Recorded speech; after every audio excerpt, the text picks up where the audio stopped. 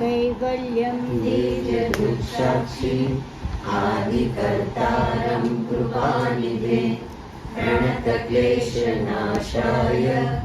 अनन्ताय नमो नमः। अल्पज्ञोऽहं सर्वज्ञोऽहं सत्शरणं जुगलरूपं त्वं नमामि। श्री करुणासागर महाराज की जय। सत्केवल साहेब।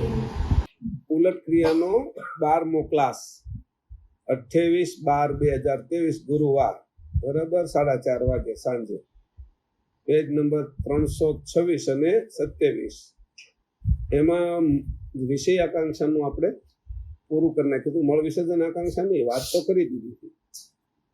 હવે આ આકાંક્ષાઓ જે બધી છે 10 આકાંક્ષાઓ, એટલે અહીંથી જે ઉલટ ક્રિયાની જે શરૂઆત કરવામાં આવી છે ને એ પાના નંબર 320 ઉપર જુઓ. પ્રકરણ 9 અને ઉપપ્રકરણ 1 એમાં રજોગુણની 10 આકાંક્ષાથી ઉલટ ક્રિયા કરવામાં આવી છે. સ્થૂળ શરીર જેનાથી બન્યું છે ત્યાંથી આપણે ઉલટું જવાનું છે ને, એટલે સ્થૂળ સૂક્ષ્મ કારણ. સ્થૂળ દેહ કેનો બનેલો હશે તો કે રજોગુણની 10 આકાંક્ષા અને અહંકાર ગણના પંચભૂત અને પંચમાત્રાથી. આપણે પંચભૂતનું તો આગળ કરી ગયા ઉલટ ક્રિયાનું, એટલે જ આ 12મો ક્લાસ છે ને, નકર 10મો હોય એમ કદાચ. તો જે ઉલટ ક્રિયા છે એ રજોગુણની શરૂ કરી 10 આકાંક્ષા. હું સ્થૂળ શરીર સુધી કેવી રીતે પહોંચ્યો? મારો સ્થૂળ શરીર પાછા હતા કે આને આવી જશું 326 પાના હતા. સ્થૂળ સુધી મારું આવું કેવી રીતે થયું? મેં સ્થૂળ શરીર ધારણ કેમ કર્યું? મને કોણ પકડીને લાવ્યું, અથવા મારી જાતે આવ્યો છું, અથવા કોઈના મિત્રના 2 જણા મેં સાથે આવેલા છે, સહકારે આવ્યા છે. તો મિત્ર છે તો કોણ છે મિત્ર? અને એકલો આવ્યો છું તો હું કઈ સમજથી એકલો આવ્યો છું? અને મને બાંધીને લઈ આવવામાં આવ્યો છે કોઈ દોરડાથી, તો એવું કયો મેં ગુનો કર્યો કે મને બાંધીને આમાં સ્થૂળ શરીરમાં નાખ્યા? આવા આપણે નાના નાના પ્રશ્નો થાય. આવ્યા છે સ્થૂળ દેહ ધારણ કર્યો છે, અને સ્થૂળ દેહ થોડા સમય પૂરતો રહેવાનો છે, એની આપણે ખબર છે, કારણ કે બધાને જાય છે ને એટલે આપણે જશે ને એક દિવસ. એટલે એ રીતે સ્થૂળ દેહ થોડા સમય પૂરતો છે, પણ મને આમાં લાવ્યું કોણ? અને અંશે વૃત્તિ કેવી રીતે આ બાજુ આવવા દીધી? એને હું એવી ઈચ્છાઓ થઈ કે એની આ વૃત્તિ આ બાજુ આવવા દીધી? એટલે એની આમાં મળ વિસર્જન આકાંક્ષાનું આપણે વાત એટલે શરૂ કરીએ કે મળ વિસર્જન આકાંક્ષા નું જે સ્થાન છે એ ગુદા સ્થાન છે, એનું કર્મેન્દ્રિય છે. હવે આ કર્મેન્દ્રિય છે એમાં મુખ્ય એ છે મળ વિસર્જન આકાંક્ષાનું. પણ પેટાની અંદર તો આંખમાંથી મળ તો નીકળે જ છે, ચીપડા રૂપે, કાનમાંથી મેલ રૂપે, નાકમાંથી ગુંગા રૂપે, એ મળ જ છે બધું. અને જીભ ઉપર છારી, જીભ ઉપર ઓળ ઉતારતા જે છારી છે એ મળના જ કારણો છે, પણ એ સૂક્ષ્મ છે. અને મૂળ મળ છે એ ગુદાસ્થાનથી વિસર્જન થાય છે. એટલે મળ છે એ એક જગ્યાએથી નીકળે છે એવું નહીં, પણ મૂળ અંગ એનું ગુદાસ્થાન છે. પછી આકાંક્ષાઓ ત્યાં એટલે રોકાણી નહીં. એને એવું કીધું કે 50% આકાંક્ષા છે મળ વિસર્જન આકાંક્ષા એ ગુદાસ્થાને રોકાણી, તો બાકીની જે 50% છે એ આ બધે ફરે છે અને ફરીને મળ વિસર્જન કરે છે. નખનું વધુ એ મળ વિસર્જનની જ એક ઈચ્છા છે. હા, પરસેવાનું થવું, વાળનું વધવું, આ બધા મળ વિસર્જનની જ આકાંક્ષાના ભાગ છે. અને એના કારણે એટલું શરીર ચોખ્ખું રહે છે. એટલે મળ વિસર્જન આકાંક્ષા અને મૂલાધાર, મૂળ આધાર આ પૃથ્વી પર ટકવાનો એ અન્નમય કોષ હોવાથી ભૂમિ તત્વ, અન્નમય કોષ અને મૂળ આધાર એટલે મૂલાધાર ચક્ર અને ગણપતિનું સ્થાન અપાન વાયુ, આ બધું ભેગું થઈને જે તૈયાર થયું એ જે સ્થાન છે એ ગુદા સ્થાન. એટલું એમાં ભેગું કરવામાં આવ્યું છે, ખાલી એમને નથી બન્યું. નકર સાધન બની ગયું, પણ વાપરનારો કોઈ ન હોય તો આપણા સાણસી છે એની સામે સાણસી પકડવા માટે પછી તપેલી જોઈએ ને.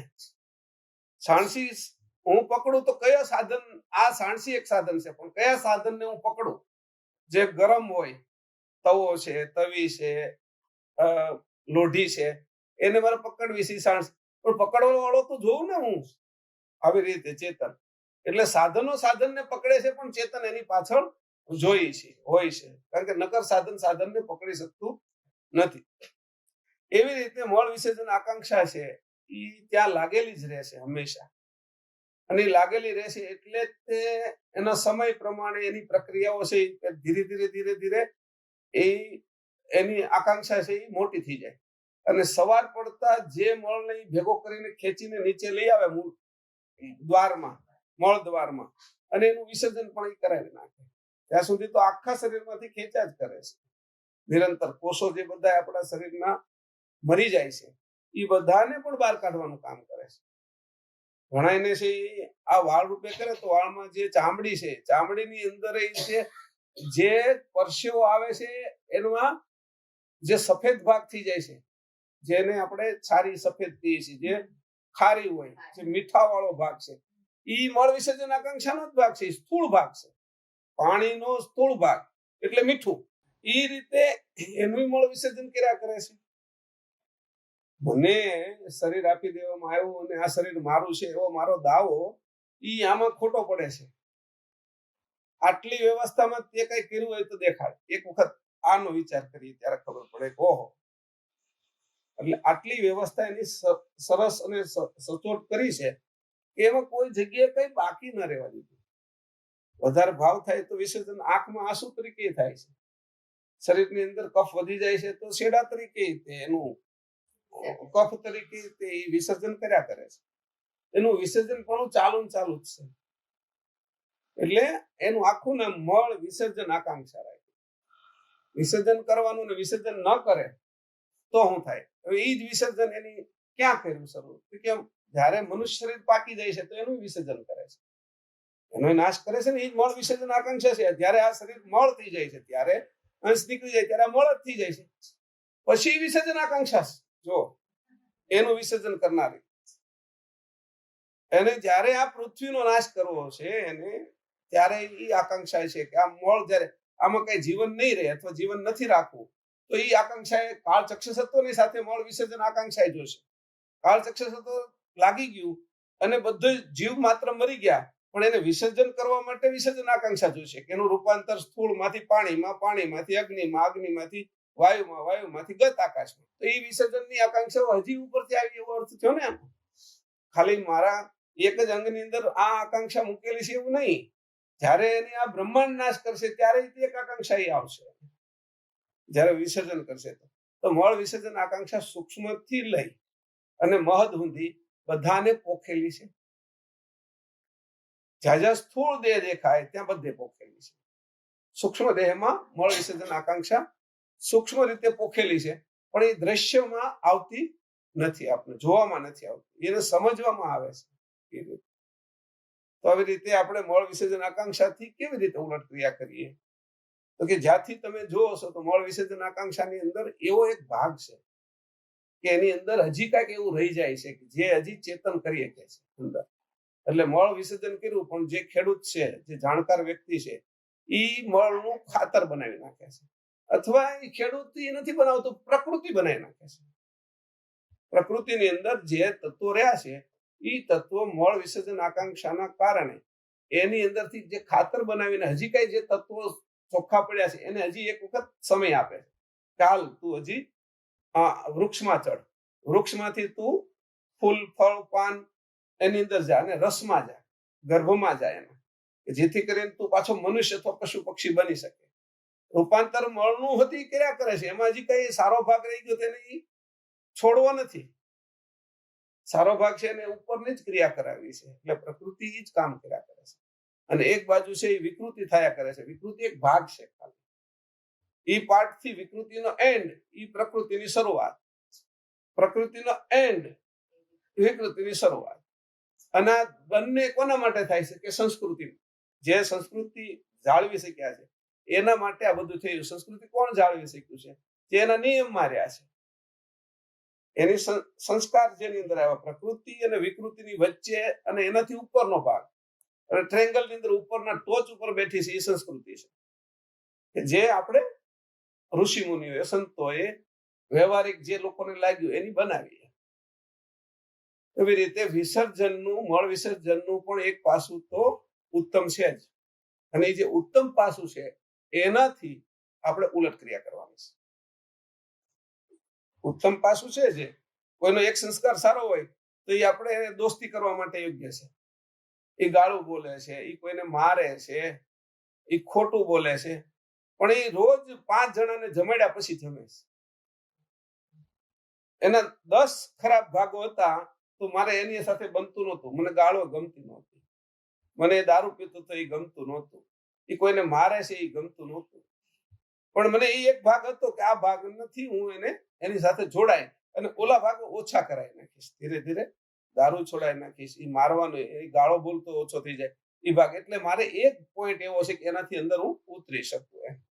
એટલે મળ વિસર્જન આકાંક્ષા છેલ્લી છે, ભૂમિ તત્વની છે, અને છતાંય મળ વિસર્જન આકાંક્ષા એવી છે કે મનુષ્ય શરીરને અહીંયા ટકાવવા માટે એ જ આકાંક્ષા જરૂરી છે. નકર બીજા દિવસે ત્રીજા દિવસે 5-6 દિવસ આપણને લેટ્રિનમાં જાય મરી જાય. તો આ મળ વિસર્જન આકાંક્ષાનો એક ભાગ જે ઉપર ઉઠે છે, ચેતન છે, એને ગોતવો. અને ક્યાં લઈ જાય છે આ આકાંક્ષા? ક્યાં લઈ જાય છે તો બધાનું વિસર્જન કરાવવાની જેનામાં શક્તિ છે, જેનું વિસર્જન નથી થતું ઈ ભાગ ઈ બચી જાય છે.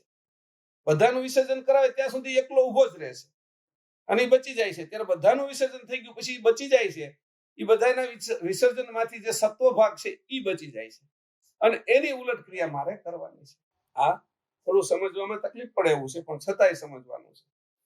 બધો લોટ આપણે પેલા ઘંટલામાં અથવા પેલી ઘંટીમાં દળી નાખ્યો, પણ વચ્ચે 2 દાણા જે રહી ગયા ને એ આપણા કામના છે. પેલો લોટ છે એ વાવીશું તો ઉગશે નહીં. આ 2 દાણા જે ઘઉંના કે બાજરાના કે ચણાના કે મગના રહી ગયા, બાકીના લોટ થઈ ગઈ, જે ખીલાની આજુબાજુ રહી ગયા છે એ 2-4 ને પાછા એને પેલા કરી ઉતાની આંખોની એને લઈ અને એને આપણે વ્યવસ્થિત રીતે જો પ્રક્રિયા કરીએ તો એનામાંથી પાછા નવા ફણગાઓ ફૂટી અને નવો અનાજ તૈયાર થઈ જશે. તો એ જે ઉલટ ક્રિયામાં બચી કયું જાય છે તો મળ વિસર્જન આકાંક્ષાની અંદર જે આકાંક્ષાઓ માં શ્રેષ્ઠ બધાનું વિસર્જન કરાવીને જે છેલ્લે બચે છે એ એક ધારણા જ છે. એ એક ધારણા છે, ધારણા પછી સત્ય છે. ધારણા એટલે સત્ય થઈ જાય છે. ધાર્યું તો ખરું ને તમે મારે સારું કાઢવું છે આખામાંથી, તો તમને સારું મળે. આ લોકો હાન થાય ને ત્યાં ઓલા પ્લાસ્ટિક ને આ બધા વાહે ખંભા ઉપર નાખી અને રોડ ઉપર કચરો વીણતા હોય. સવારે નીકળી જાય 4 વાગે, એટલે એમાંથી પ્લાસ્ટિક હોય, પ્લાસ્ટિકની બોટલો હોય. હાન થાય ને તે 200-300 રૂપિયા કેમાંથી કમાવાના છે ઈ કચરામાંથી લઈ લે. હાજે પ્લાસ્ટિક ને અલગ કરી નાખે, લોખંડ નું કઈ મળ્યું તો અલગ કરી નાખે, એ ગોતે છે. તેમાં ક્યારેક એને એવી વસ્તુ મળી જાય છે, કોકનું હોનાનું કઈ પડી ગયું છે, કઈ કિંમતી વસ્તુ પડી ગઈ છે, એ ગોતે છે. એ એની લોટરી છે. એવી રીતે આપણે ઉલટ ક્રિયા એની કરવાની છે. જે મુખ્ય વસ્તુ જે ક્યારેક હાથમાં આવે છે ને એની, આ સામાન્ય વસ્તુની ઉલટ ક્રિયા નથી કરવાની. તો એવી જે વસ્તુ છે એને ગોતવાની છે. એ ક્યાં છે? એટલે એને કીધું કે આ જે મળ વિસર્જન આકાંક્ષા સહિતની જે 10-10 આકાંક્ષા છે એ આકાંક્ષાઓની ઉત્પત્તિ કેમ થઈ? એક પોઈન્ટ આવ્યો કે ભાઈ આ પ્રશ્ન છે કે તારે કીધું કે અંકુરમાંથી. અંકુર શું છે? જે ઓલી કિંમતી વસ્તુ મળની અંદર જ છે. અંકુર આ મળ જ છે આકાશ, એ કિંમતી વસ્તુ છે. મળ વિશે હવે અંકુર છે. એ અંકુરના પ્રકારમાં આપણે કીધું એક દ્રશ્ય અંકુર, એક અદ્રશ્ય અંકુર ને એક અવિગત અંકુર. હવે આકાંક્ષાનું બંધારણ ક્યાંથી થયું છે? બધાની ઉલટ ક્રિયા આપણે સાથે લઈ લઈએ. મેં તમને અત્યારે મળ વિસર્જન આકાંક્ષાની બધી વાત કરી દીધી, એટલી જ એને આપણે લેવાની હતી. હવે જે આ 10-10 આકાંક્ષાઓ તો પૂરી થઈ. તો કે અવિગત અંકુરમાં આકાંક્ષા અવિગત રૂપે રહેલી કેમ હતી? અવિગત અંકુરમાં આ આકાંક્ષાઓ ભરેલી હતી. એ અવિગત અંકુરમાં અવિગત રૂપે રહેલી હતી. દ્રષ્ટિની અંદર મારો ભાવ અવિગત રીતે રહેલો છે, આંખમાં નહીં. સમજો, મારી જે દ્રષ્ટિ જાય છે એ દ્રષ્ટિમાં મૃદુલાબેન ને જોઉં છું અને એક ઈચ્છા છે કે મૃદુલાબેન કઈ ખાવાનું લઈ આવે, એ દ્રષ્ટિમાં ભેગું જાય છે, ભાવ જાય છે અંદર, સમજાણું? અને એને જેને વાંચતા આવડે છે એ તરત જ એનું એ ઓળખી જાય છે કે આને આ જરૂર છે, દ્રષ્ટિની અંદર થી ખબર પડી જાય છે કે આને આ જરૂર છે અથવા આ ઈચ્છા કરે છે. હવે દ્રષ્ટિ દેખાતી નથી, એમાં મારો ભાવ કેવી રીતે દેખાય? ભરીને તો એમ જ મોકલ્યો છે તો કે અવિગત અંકુરમાં અવિગત રૂપે રહેલા છે. હું જે હસું છું એની અંદર તમારો ભાવ ઓળખાઈ જાય, પણ હું હસતો નથી. અને ગંભીર રીતે એક હસવાની મારી મુદ્રા છે, એ આંખ દ્વારા પ્રગટ કરું છું. તો એ આંખ દ્વારા જે હસવાનો જે ભાવ પ્રગટ કરું છું, દ્રષ્ટિની અંદર જાય છે. અને એ આંખ જોઈને પેલાને ખબર પડે છે કે આ ખુશ છે અને આ નાખુશ છે. એ જે આંખ જોઈને ખબર નથી પડતી, દ્રષ્ટિમાં ગયેલો ભાવ છે એ જોઈને ખબર પડે છે, એમ મારું કહેવું છે. એટલે કહ્યું કે આંખ જોઈને ખબર પડવી એ નથી, એટલે કીધું કે આ દ્રષ્ટિ અને દ્રષ્ટિમાં રહેલો ભાવ. દ્રષ્ટિ અવિગત અદૃશ્ય, તો ભાવ એ અદૃશ્ય. હજી આ અદૃશ્યની વાત કરું છું, પણ અવિગત અંકુરમાં અવિગત રૂપે આકાંક્ષાઓ રહી છે. હવે અવિગત અંકુર એટલે શું? એટલે અંકુરની અંદર આપણે તરત જ કીધું કે અવિગત અંકુર એટલે છેલ્લું, જેનું કોઈ દ્રશ્ય ને અદ્રશ્ય બે નહોતું. હવે કીધું કે એમાં એના વિશે કઈ આકાંક્ષા કઈ રીતે રહી છે એને આપણે સમજીએ. હવે આ તમે કહો અવિગત અંકુર વિશે કઈ આકાંક્ષા કઈ રીતે રહી છે, કઈ રીતે ત્યાં આગળ બની છે અથવા રોકાણી છે, તો એને આપણે અહીંયા લખતા જઈએ છીએ એટલે તમને ધ્યાનમાં આવી જાય. હજી તત્વો તો થયા નથી, તો તત્વ અંકુર વિશે કેવી રીતે રહેતા હશે એનું સાથે આવશે. એક કરીને હવે ખબર છે કે અંકુર ની અંદર 6 રકમો ભરેલી છે, 6 અવિગત છે. તો પહેલી કઈ નહીં, પહેલી આપણે નીચેથી લઈએ છીએ ને, ભૂમિ તત્વથી. તત્વની સાથે પહેલી મૂર્તા, બીજી અક્કલ, સુરતા, અરહ, ઐશ્વર્ય, આજ્ઞા અને ચૈતન્યતા. બરાબર છે? 6. હવે તું ખાલી નૂરતા લે. હવે નૂરતા વિશે અવિગત જળ તત્વની વિષય આકાંક્ષા બની છે. બરાબર નહીં ના, ઉભી રહે. જો નૂરતા વિશે અવિગત ભૂમિ તત્વની મળ આકાંક્ષા બની છે. હા, મારે આ પેલું આમ અવિગત ભૂમિ તત્વ કહું છું. હવે મેં કીધું ને, ઓલો જે મારો ભાવ ગયો હતો ને એ દ્રષ્ટિમાં એ અવિગત હતો. એવી રીતે જે ભૂમિ તત્વ હજી ઉત્પન્ન થયું જ નથી. એક પૃથ્વી એવી છે જે દ્રશ્ય છે, એના ઉપર આપણે ઉભા છે, અને એક પૃથ્વી આપણે નથી દેખાતી, અદૃશ્ય છે, પણ આ તો અવિગત પૃથ્વી છે. આ બેથી ઉપર ભૂમિ તત્વની મળ વિસર્જન આકાંક્ષા થઈ. બરાબર? એ ત્યાં જ ઉત્પન્ન થઈ છે. હા, ક્યાં? નૂરતામાં, અંકુરમાં, નૂરતામાં. એની નીચે નૂરતા વિશે અવિગત ગંધ માત્રામાંથી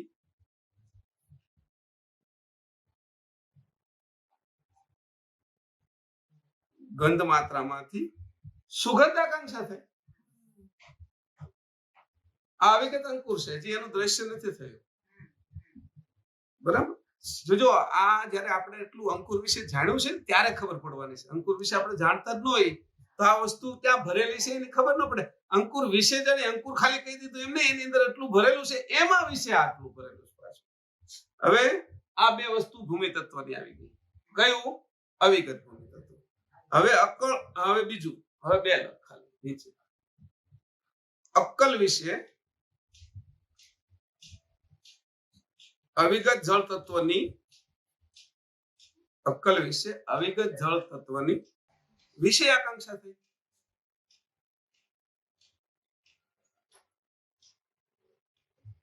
હવે એની નીચે અક્કલ વિશે આકાંક્ષા થઈ. ત્યાંથી કેટલું હમાયેલું છે, કેટલું કરતા ભરેલું છે. ઘાટને નથી સમજી શકતા તો આને ક્યાંથી અંકુરને સમજી શકશું? અને અંકુર વિશે જે આપણી અંશની દ્રષ્ટિ પડી છે ત્યાંથી, હા, અવિગત વિશે અવિગત રસ માત્રાથી ક્ષુધા તૃષા આકાંક્ષા થઈ.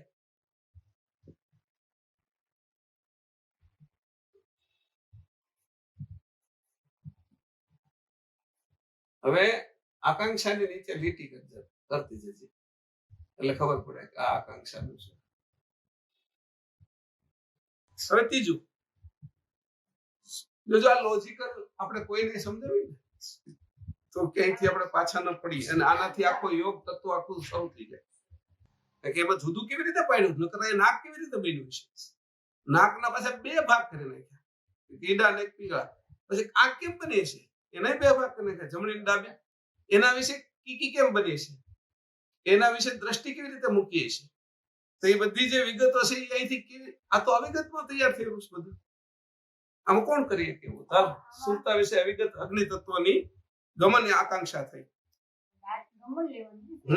પહેલી જે છે ને એ બધી કર્મેન્દ્રિય છે અને માત્રામાંથી જે બની એ જ્ઞાનેન્દ્રિય છે. આ તત્વ છે એટલે બે જુદા પડે છે. એને જુદા પડવાના કારણો શું છે તો કે બધાની પહેલી કર્મેન્દ્રિય કે અહીંથી જાય છે ને એટલે પહેલી કર્મેન્દ્રિય લીધી, બીજી જ્ઞાનેન્દ્રિય લીધી. અવિગત રૂપ માત્રામાંથી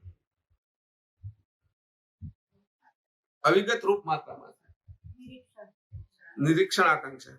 ગમન નીચે લીટો, નિરીક્ષણ ની નીચે લીટો. હવે અહીંયા કઈ રીતે કામ કરે છે ને ઝીણું આપણે કાચું છે.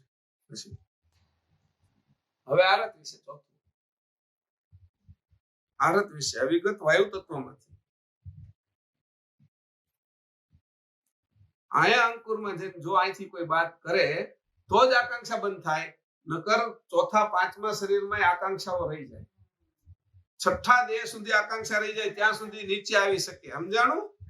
ત્યાં સુધી એને અંકુરમાં કોણ જાય અને ત્યાંથી કોણ બાદ કરે, ત્યાંથી કોણ ચેકે.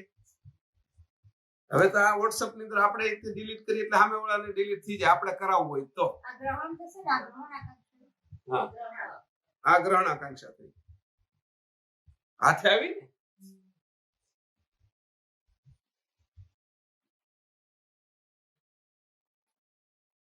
હવે લખો આરત વિશે. આરત વિશે અવિગત સ્પર્શ માત્રામાંથી શીતોષ્ણ આકાંક્ષા થાય. અંકુરનો મનુષ્ય કેમ બની જાય છે, પણ અંકુર કેમ બને છે?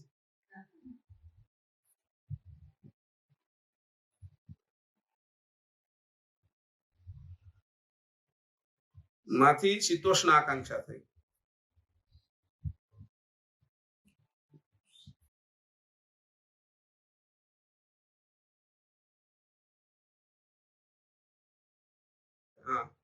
પછી ઐશ્વર્યતા પાંચમું. ઐશ્વર્યતા વિશે અવિગત આકાશ તત્વ ગત આકાશ તત્વની ગત આકાશ તત્વની. આમાં જો અવિગત આકાશ તત્વ નથી, અવિગત ગત આકાશ તત્વ છે. હા અવિગત ગત ખાલી અવિગત ગત આકાશ તત્વની ઉચ્ચારણ આકાંક્ષા થઈ. બોલવાનું ક્યાંથી મૂકેલું હતું, ક્યાં સુધી આવીને બોલીએ છીએ આપણે. અને આ ઉચ્ચારણ આકાંક્ષા પછી ઢોલમાં હતી, મંજીરામાં હતી, વાસળીમાં હતી. ત્યાંથી ઉચ્ચારણ આકાંક્ષા કાઢી. પછી વનસ્પતિમાં ભરેલી ઉચ્ચારણ આકાંક્ષાઓ નીકળી, વાયુમાં ભરેલી ઉચ્ચારણ આકાંક્ષાઓ નીકળી.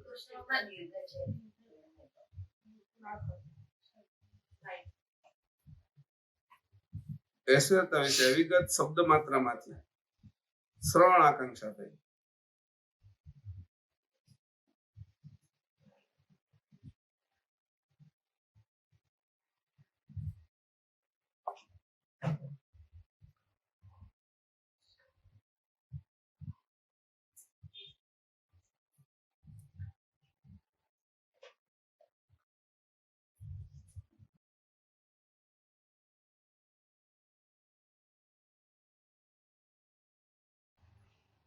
હવે આવી રીતે આકાંક્ષાઓ અવિગતમાંથી ગતમાં આવી.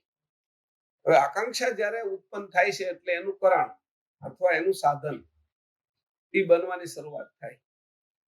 તો ઈચ્છા થઈ છે એટલે હવે આજે શીરો ખાવો છે એવું થયું, ભજીયા ખાવા છે એટલે હવે સાધનો એકત્રિત કરવા મળીએ આપણે, ભજીયા માટેના સાધનો. તો એમાં જેટલા આવતા એને બનાવવાના ગેસ સહિતના બધા અને વ્યંજનો મસાલા એ બધું સાથે, અને એ બનાવતા સારા કોને આવડે છે? એ વ્યક્તિ. 10 જણા છે એમાં તું બનાય એમ કેમ કહીએ આપણે? લોટ તું બાંધ અને તળવાનું આને આપો એમ. તો એ જે હવે ત્યારે એ વાસ્તવિક તૈયાર થશે, એટલે એનું કરણ એટલે સાધન બનશે. આપણી ઈચ્છા તો થઈ ને કે મારે હવે મળ વિસર્જન કરવો છે, તો જે ઈચ્છા થઈ એનું કારણ તો હતું નૂરતા ભૂમિ તત્વનું. એ ત્યાંથી મળ વિસર્જન આકાંક્ષાએ કામ શરૂ કરી દીધું અંકુરમાં. હવે એ જે શરૂ કર્યું તો એનું સાધન બનાવવા માટે પછી શું થયું? તો કે એના આપણે મનુષ્ય શરીર વિશે જ અત્યારે જોઈએ. મહદની અંદર નથી આવું, આ પિંડની અંદર સમજાઈ જાય એટલા માટે કે મળ વિસર્જન આકાંક્ષાની અંદર અપાન વાયુ છે, એની અંદર બહુ ગતિ ઉપર ચડવાની હોય. એમાં 2 ભાગની અંદર એ કામ કરે. પુરુષની અંદર છે એ ઉપર ચડે એટલે બ્રહ્મરંધની અંદર મળ આકાંક્ષાનો જે 1000 પાખડી છે એમાંથી જે પાખડીની અંદર એને જવાનું છે ત્યાં એનું ગુદાનું સ્થાન સત્વ ભાગ એનો બનાવે. એટલે ગુદાનું સ્થાન અંકુર વિશે તૈયાર થાય. સમજાણું? અને સ્ત્રી વિશે મળ એના જે ભાગો છે એ એટલા ઉપર નથી જઈ શકતા, કારણ કે એને એ એક સ્તર નીચે રહી જાય છે. આમ છે એને અનંગ ઉધ્વ મુખે, છતાંય તે પૂર્ણ રીતે ત્યાં પહોંચી નથી શકતા, કારણ કે આ વચ્ચેના ભાગમાંથી જાય છે. આ જે ચક્રની જે વચ્ચે જે જગ્યા છે ને ત્યાંથી આ સત્વ ભાગ ઉપર ચડે છે, જે સ્વાભાવિક ચડે છે બધાની અંદર. જેમ પાણી નાળિયેરની અંદર કેમ ઉપર ચડે છે નાળિયેરીમાંથી, એ જ રીતે આ ઉપર ચડે છે. જ્યારે એ ઉપર ચડે છે ત્યારે જે અદૃશ્ય અંકુર છે એ ત્યાં પાકવાની શરૂઆત થાય છે. એના અંકુરો જે અવિગતમાંથી આવેલા અંકુરની સાથે જોડાય છે, ત્યારે એ અદૃશ્ય અવિગતમાંથી આવેલું તો આ તત્વ ખાલી અવિગત જ છે, ખાલી જાણ રૂપે આવ્યું છે. એ જાણને પકડવા માટે સત્વ ભાગની અંદરથી પ્રણવ દ્વારા જે આ 10 ઇન્દ્રિયો પછી 10 પ્રણવ સાથે જોડાયેલી રહેશે. અપાન, પ્રાણ, વ્યાન, ઉદાન, સમાન, કુર્મ, કલ્કલ, દેવદત્ત, નાગ અને ધનંજય એની સાથે જોડાયેલી રહેશે. એટલે એના જે આ 5 તત્વોને ઉપર ચડાવવાનું કામ આ વાયુ કરે છે નિરંતર. જેમ વાયુ છે એ નાળિયેર વિશે રહી અને પાણી નાળિયેરી વિશે રહી અને પાણી નાળિયેરમાં લાવે છે, એવી રીતે જે રસના જે ફળો છે એની અંદર રસ ભરે છે એ વાયુ જ ભરે છે. એ જ વાયુ તત્વોના છે એટલે એને ઉપર ચડાવે છે સત્વ ભાગથી. સત્વ ભાગ જયારે ઉપર ચડે છે ત્યારે એ ત્યાં પાકે છે. કોણ પકવે છે? કે અંશને અંકુર પકવવાનો શોખ છે, એટલે એ અંશને અંકુરની જે જાણ રહી છે એ અવિગતમાંથી જે તત્વો છે એ શ્વાસમાં જાય છે, એની જયારે સુષુમ્ન નાડીનો એક ભાગ આમ તેમ હોય ત્યારે એને ખેંચી લે છે એટલે એને પકવે છે. પણ એ પકવે છે એની અંદર પુરુષનો સત્વ ભાગ એ પાછો ઉપર જાય છે, પુરુષના અંગનો. એ સત્વ ભાગમાં ગુદા સ્થાનનો છે એ બ્રહ્મરંધમાં જાય છે, લિંગ સ્થાનનો છે એ બ્રહ્મરંધની અંદર જાય છે. પછી મુખનો ભાગ બ્રહ્મરંધમાં જાય છે, જીભનો, મુખનો, નાકનો, આંખનો, કાનનો, આ બધા સત્વ ભાગ ઉપર ચડી જાય છે. એ અદૃશ્ય જ હોય છે. ઓલું અવિગત છે, આ અદૃશ્ય છે. કેમ? વાયુ અદૃશ્ય છે અને જે અવિગત છે આકાશ છે. અત્યારે સમજીએ આપણે આકાશને આપણે કઈ પણ વાયુને માટે આપણે બધું કરી શકીએ છીએ. પંખો મૂકીને વાયુ વધારી શકીએ છીએ, વાયુને આવતો હોય તો કાચ બંધ કરીને રોકી શકીએ છીએ. તો એ વાયુ માટે આપણે કરી શકીએ. એ અદૃશ્ય છે છતાં એના માટે આપણે કાર્ય કરી શકીએ છીએ. પણ તમે આકાશની અંદર આવતું રોકી ન શકો, આકાશને તમે વલોવી ન શકો. આ તમે પંખાથી એનાથી વાયુને વલોવી શકો છો. તો કે અદૃશ્યની અંદર હજી ક્રિયા, અવિગતમાં ક્રિયા નહોતી અને ગતમાં ગતિ ઉત્પન્ન થઈ એટલે ક્રિયા શરૂ થઈ. હવે જે ભાગો ઉપર ચડ્યા છે એ બધા જ 2 ભાગની અંદર વેચાઈ ગયા. એના 2 ભાગો કયા કયા થયા? તો કે ભાઈ એક સામાન્ય ચેતન અને એક વિશેષ ચેતન છે. વિશેષ ચેતન છે એ શું છે? ઘટ્ટ છે, એ જાજો ભાગ છે. સામાન્ય ચેતન એટલે શું? કે સામાન્ય ચેતન એટલે દિવાસળીમાં રહેલો અગ્નિ, અને જે દિવેકની અંદર એટલે જે વાટ છે એની અંદર જે ઘી છે એમાં વિશેષ ચેતન છે. સામાન્ય ચેતન એને પ્રગટાવી અને વિશેષ ચેતન ઘણો લાંબો સમય સુધી રહેશે, કારણ કે વિશેષ અગ્નિ એમાં છે. એટલે પુરુષનું જે છે એ સામાન્ય છે ચેતન, જે અંકુર બન્યું એ સામાન્ય ચેતન છે. હવે એ જ રીતે બે ભાગની જરૂરિયાત પડશે, એની પહેલેથી જ નક્કી કર્યું હતું.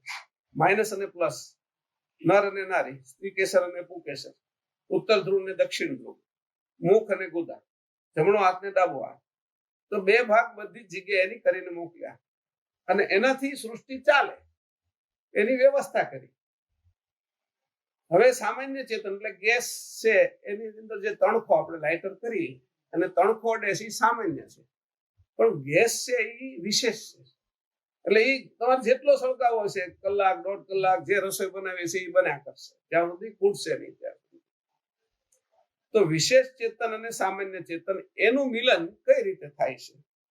વિશેષ ચેતન અને સામાન્ય ચેતન, તો અંકુર વિશે સામાન્ય ચેતન હતું, એનું જે શરીરની અંદર, પાછું સ્ત્રીના શરીરની અંદર પણ રજના ભાગની અંદર આ બધાના અર્કો તૈયાર થાય છે.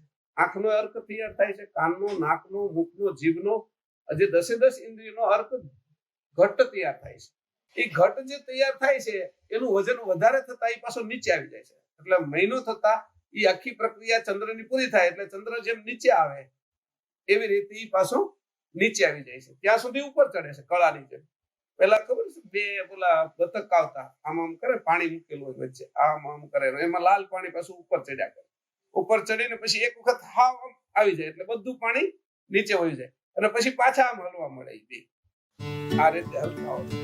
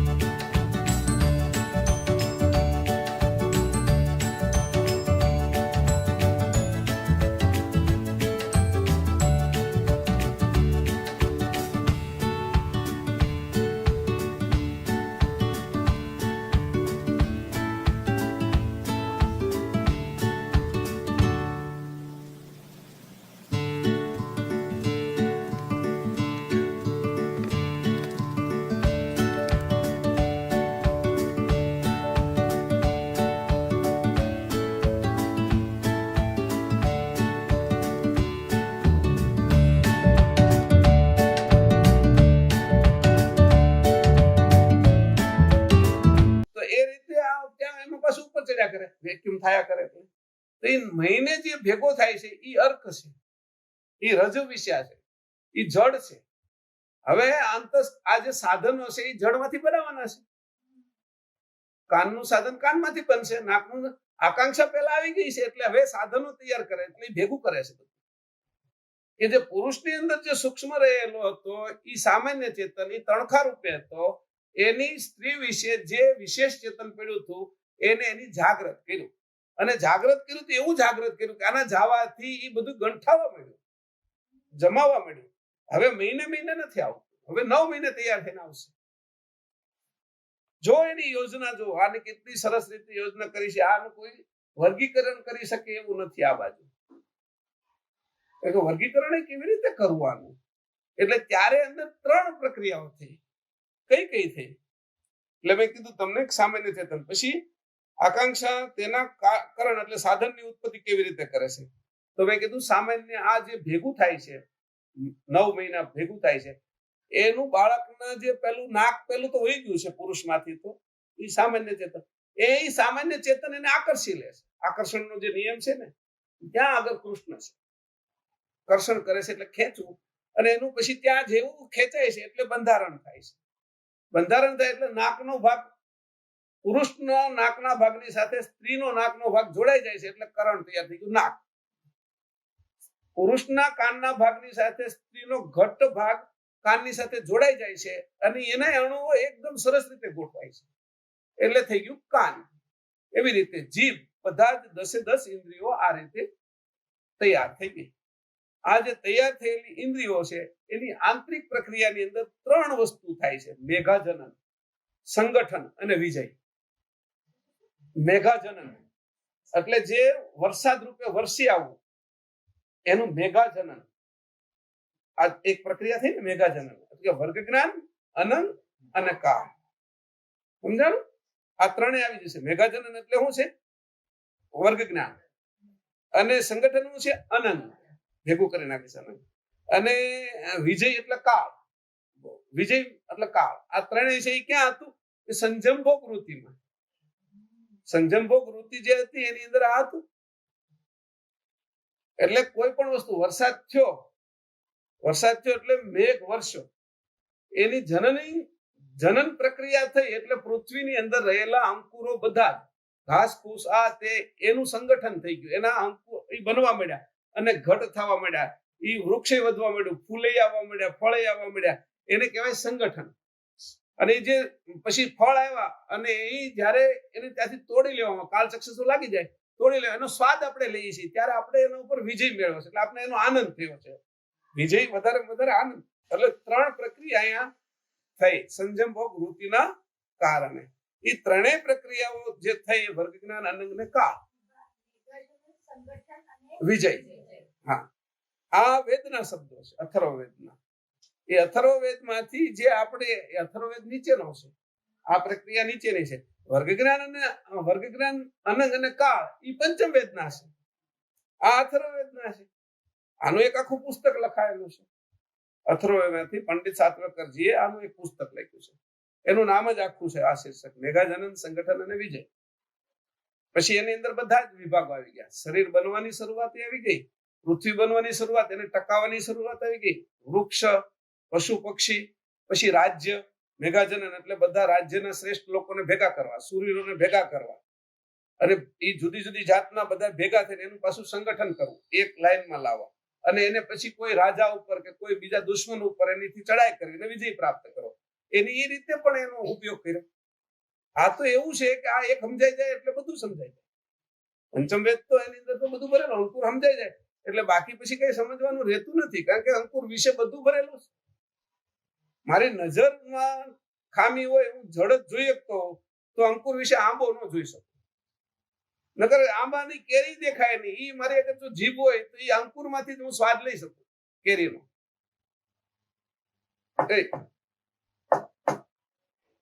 અંકુર વિશે હું સ્વાદ લઈ શકું.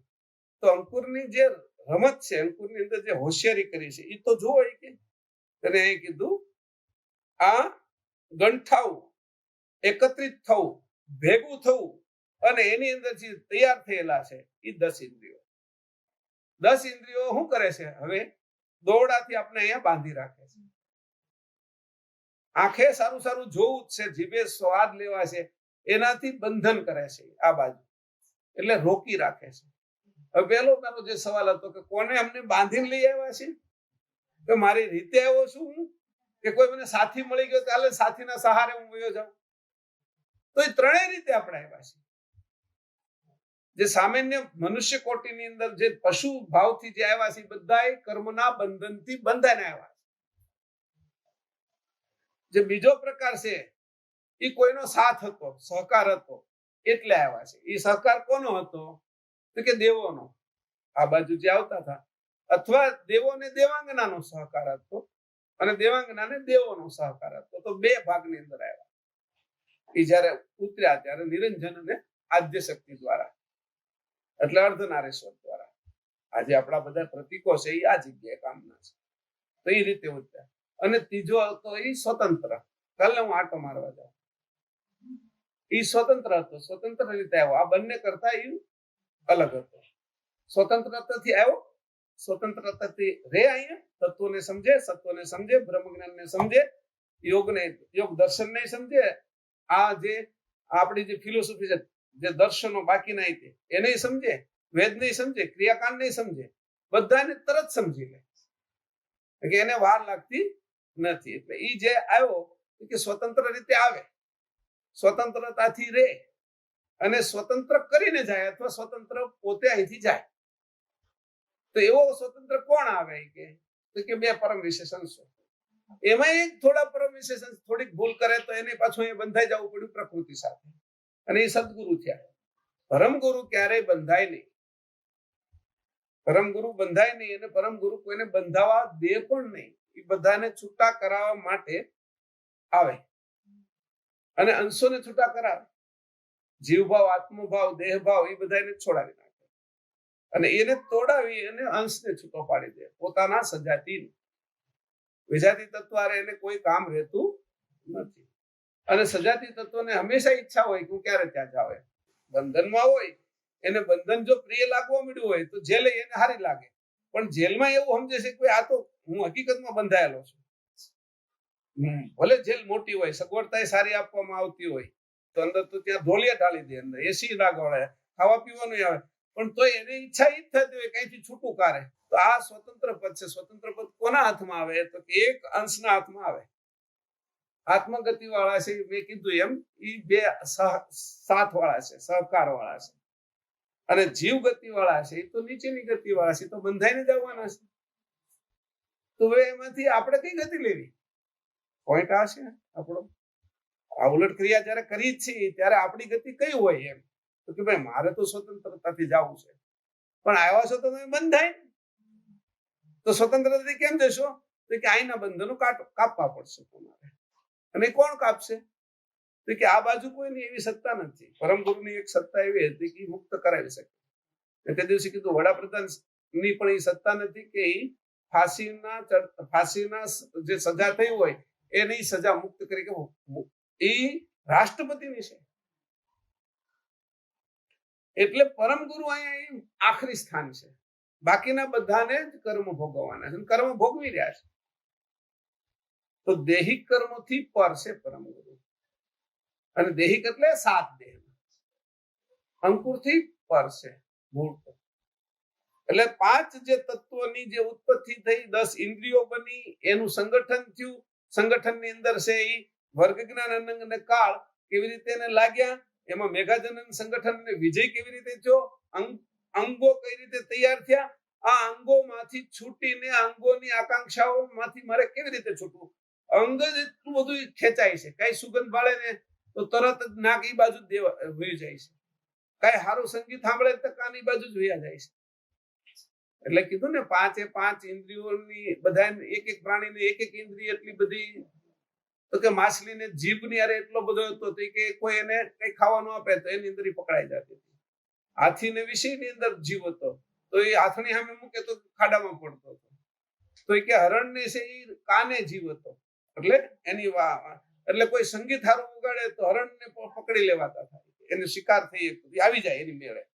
એવી રીતે રૂપ માત્રા છે એ પતંગિયામાં વિષય હતી કે જ્યાં જોવે દીવો તો દીવાની અંદર હળગી જતો હતો.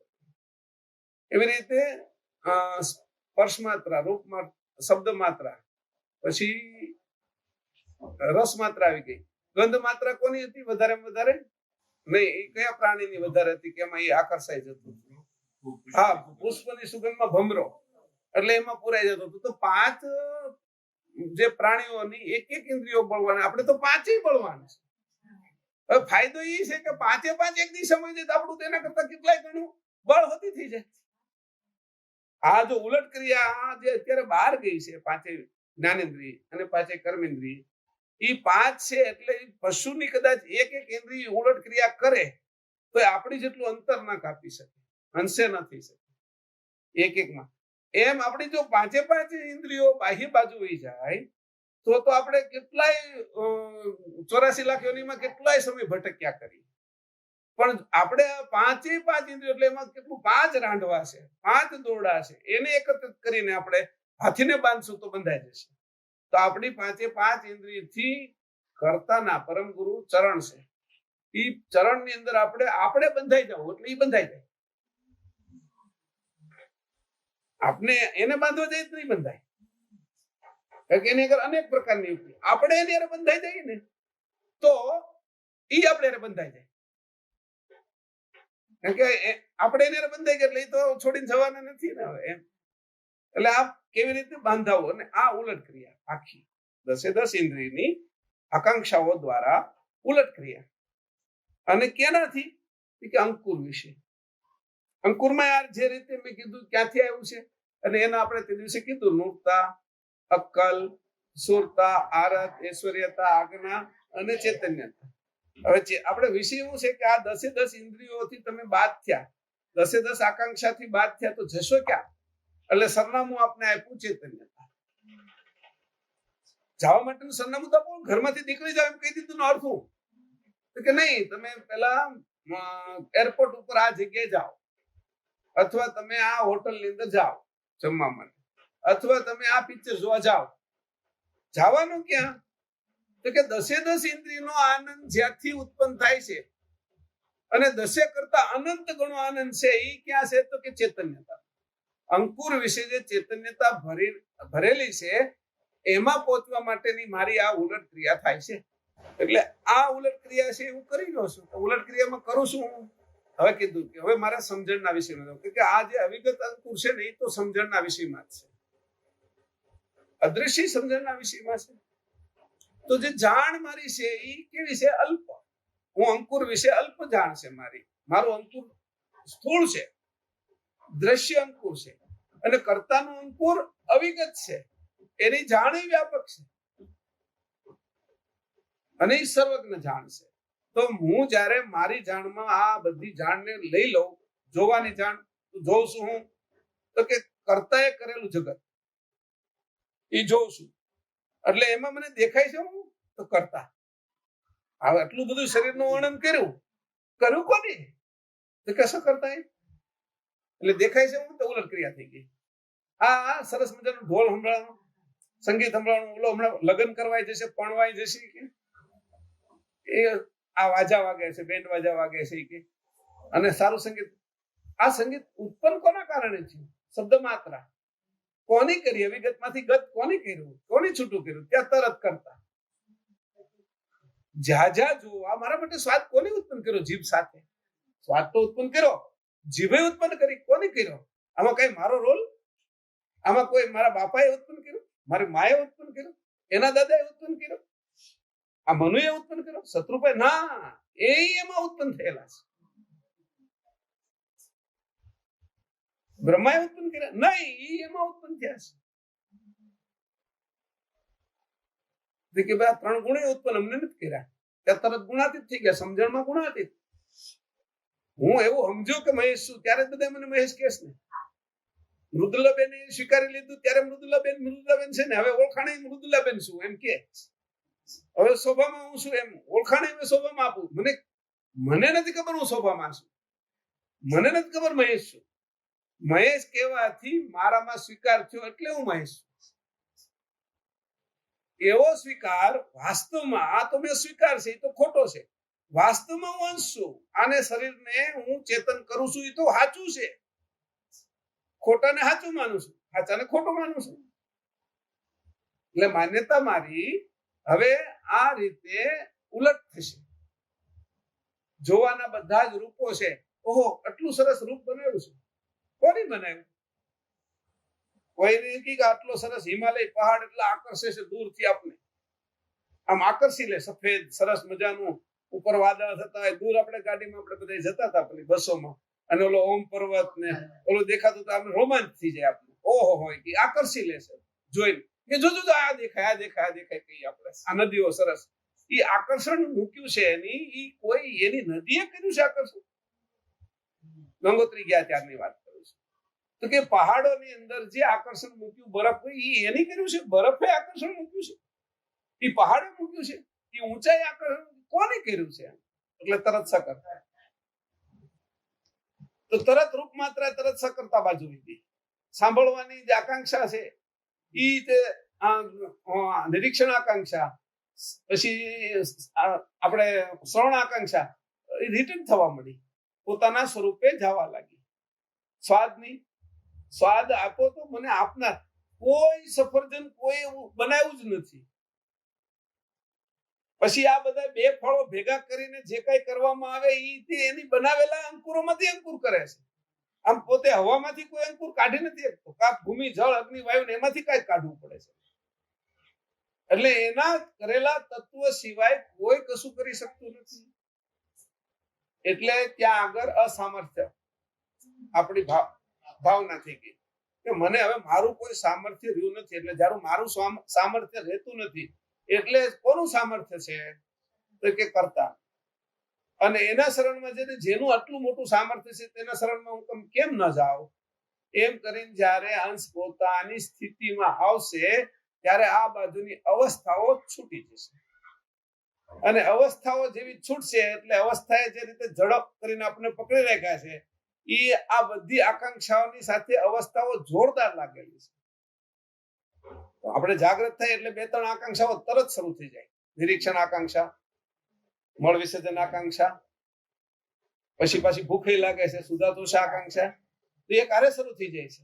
અવસ્થા ફરીને જાગૃત થઈને સપનામાંથી તેના વિશે આકાંક્ષાઓ મૂકી દીધી પાછી. તો એવી રીતે તમે જુઓ તો આપને ખબર પડે કેટલી બધી સરસ રીતે ગોઠવું. કોને કર્યું? પગ કોને બાજુ જવા જોઈએ? હવે તો કે કરતા બાજુ. ગતિ જે મારી થવી જોઈએ, પગથી ગતિ થાય છે, પગ કરતા બાજુ આવે. હવે મારા પગ અદૃશ્ય થઈ જાય તો એ કરતા બાજુ અવિગત થઈ જાય. અદૃશ્ય પગ કોના છે? તો કે સુરતાના. અને અવિગત પગ કોના છે? તો કે વૃત્તિના. આ દ્રશ્ય પગ છે, સુરતા છે એ અદૃશ્ય પગ છે, અને વૃત્તિ છે એ અવિગત પગ છે. એ મારે જે અવિગત પગથી જે યાત્રા કરવાની છે એ પરમ ગુરુના અવિગત સ્વરૂપને મળવાની. કે ફોટો મૂક્યો એ નહીં, મૂર્તિ બનાવી કુબેર સ્વામીની નહીં,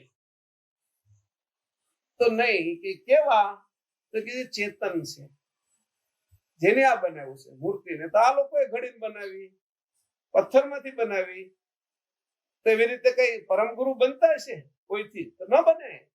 હા, તમે એની માન્યતા રાખવા માટે બનાવ્યા, ભલે પણ સાચા નથી એટલે ચોકડી મારજો કાલે એના ઉપર. આજે ભલે માનો કે એક પ્રતીક છે એને તમે ધારણા કરીને માનો, પણ જો એ પ્રતીકે ચોટી રહેશે તો જળ ઉપાસના થઈ જશે. પરમ ગુરુએ જળ ઉપાસનાની ના પાડી છે.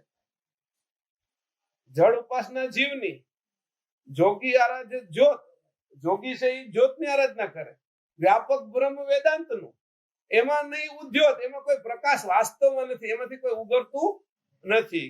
એટલે આ 3 માંથી તમે બાદ થઈ જજો. આ રીતે બાદ કરીને આપણે જે આકાંક્ષાઓ આપી છે એના દ્વારા ઉલટ ક્રિયા કરવા. એટલે બધી જ વસ્તુ જ્યારે વિચાર કરો ત્યારે જમવા બેસો ને હારો સ્વાદ આવે એટલે તરત ત્યાં મોકલી જ દેવાનું.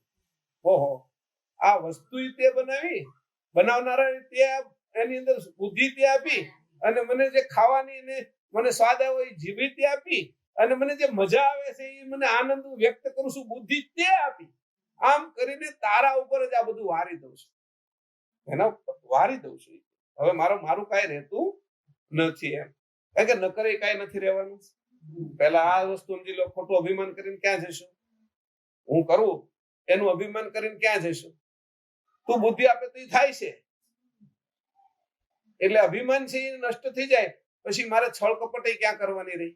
અભિમાન નષ્ટ થઈ જાય પછી છળ કપટની ક્યાં જરૂર છે? અને મને જે જોઈશે તો એને એમ લાગશે કે મને આમાં તપાવા જેવું, તો મને તપાવે છે ત્યારે મને વધુ સુખ જ મળશે. હું પીડામાં દેખાતો લોકોને પીડામાં દેખાય છે, પણ ત્યારે હું અંદરથી તો કર્તાની સાથે એક થઈ રહ્યો છે એનું મને સુખ મળશે. એ સુખ, એનો આનંદ, એની મોજ, એની ખોજ કોણ કરે? તો કે જે આવા પરમ ગુરુની સાથે સમજ્યા હોય, આ બધી વાતોને બરાબર ધ્યાનમાં લીધી હોય, તો કે ઈ આ ઉપાસનાના માર્ગે ચાલી શકે. સંસાર ક્યાં ચાલે છે? તો કે વાસનાના માર્ગે. વાસના અને ઉપાસનામાં ફરક હું? મોહ અને પ્રેમ જેવો. પ્રેમ પરમાત્મા સુધી પહોંચાડનારો છે અને મોહ છે ઈ સંસારમાં નાખનારો છે. તો આટલો ફરક છે કે એટલે તું જ્યારે ઉપાસના કરે, જ્યારે તું જોવે છે ત્યારે કઈ ઇન્દ્રિયની અંદર કયો ચળકારો આવી રહ્યો છે, ક્યાંથી હું પહોંચી રહ્યું છું. આ જો સરસ મજાની તને સુગંધ આવી કે આતરની, ચંદનના વૃક્ષની, મોગરાના ફૂલની, તો એ સુગંધ તને આવી. બનાવનાર, નાકમાં ધાણેન્દ્રી મૂકનાર, નાકને બરાબર એમાં ઓલી સુગંધ એની પેક કરી દીધું હોત તો આ ગાલ કરી દીધા એમાં નાકને, તો સુગંધ જાત કે આને ઠેઠ સુધી પહોંચે છે પાછી. કાનમાં એટલો માર્ગ ઠેઠ સુધી આપણો અવાજ પહોંચે છે. વાણી ક્યાંથી નીકળે છે? ઠેઠથી નીકળે છે. આંખ જોવે છે, દ્રશ્ય ક્યાંથી જાય છે, દ્રશ્ય ક્યાંથી દ્રષ્ટિ નીકળે છે ને દ્રશ્ય ક્યાં જાય છે, એ ઠેઠ અંશ સુધી પહોંચે છે. આપણું અહંકાર વચ્ચે રોકે રાખે છે અને પહોંચે છે અંશ સુધી. એટલે વચ્ચે રોકનારો અહંકાર એને આપણે બાદ કરવાનો, એની વચ્ચેથી નીકળી જવાનો અથવા એમાં જગ્યા કરવાની. જે રીતે સોય એ કપડાની અંદર જગ્યા કરી લે છે, એવી રીતે પરમ ગુરુએ આપને ભાલ તિલક રૂપી વૃત્તિ આપી છે, સુરતા આપી છે.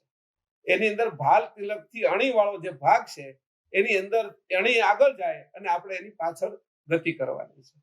એટલે આ સુરતાથી દ્રષ્ટિએ થવાનું છે, દ્રષ્ટિએથી અંશે થવાનું છે, અને આ જ આપણી ઉલટ ક્રિયા છે. હવે કીધું કે આને હું કહેશું તો કે આ બધી વસ્તુ તો આવા સકર્તા પાસે હું કઈ રીતે પહોંચું?